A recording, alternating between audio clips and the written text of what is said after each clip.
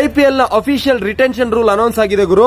Maximum 6 members players ನ one team retain ಮಾಡ್ಕೋಬಹುದು, either by direct retention or by using RTM cards. ಅಂತಂದ್ರೆ ನೀವು 3 ಜನ ಪ್ಲೇಯರ್ ನ ಡೈರೆಕ್ಟ್ ಆಗಿ ರಿಟೈನ್ ಮಾಡ್ಕೊಂಡ್ರೆ ಇನ್ನು 3 RTM ಕಾರ್ಡ್ ನಿಮ್ಮ ಹತ್ರ ಆಕ್ಷನ್ ಅಲ್ಲಿ ಅವೈಲೇಬಲ್ ಇರುತ್ತೆ. ಅದೇ ನೀವು 5 ಜನ ಪ್ಲೇಯರ್ಸ್ ನ ಡೈರೆಕ್ಟ್ ಆಗಿ ರಿಟೈನ್ ಮಾಡ್ಕೊಂಡ್ರೆ 1 RTM ಕಾರ್ಡ್ ಅವೈಲೇಬಲ್ ಇರುತ್ತೆ. ರಿಸ್ಕೇ ಬೇಡ ಗುರು ಅಂತಂದ್ರೆ ಒಂದು ಟೀಮ್ ಡೈರೆಕ್ಟ್ ಆಗಿ 6 ಜನ ಪ್ಲೇಯರ್ಸ್ ಕೂಡ ರಿಟೈನ್ ಮಾಡ್ಕೋಬಹುದು. ನೀವು 6 ಜನ ಪ್ಲೇಯರ್ಸ್ ನ ರಿಟೈನ್ ಮಾಡೋದಾದ್ರೆ ಇದರಲ್ಲಿ ಮ್ಯಾಕ್ಸಿಮಮ್ 5 ಕ್ಯಾಪ್ಡ್ ಪ್ಲೇಯರ್ಸ್ ಇರಬಹುದು, ಮ್ಯಾಕ್ಸಿಮಮ್ 2 ಅನ್ಕ್ಯಾಪ್ಡ್ ಪ್ಲೇಯರ್ಸ್ ಇರಬಹುದು. ಇವ್ರಿಗೆ ಕೊಡ್ಬೇಕಾಗಿರೋ ಅಮೌಂಟ್ ಬಗ್ಗೆ ಮಾತಾಡೋದಾದ್ರೆ ನೀವು ರಿಟೈನ್ ಮಾಡೋ ಮೊದಲನೇ ಪ್ಲೇಯರ್ ಗೆ 18 crores ಕೊಡಬೇಕು, ಎರಡನೇ ಪ್ಲೇಯರ್ ಗೆ 14, ಮೂರನೇ ಪ್ಲೇಯರ್ ಗೆ 11 crores.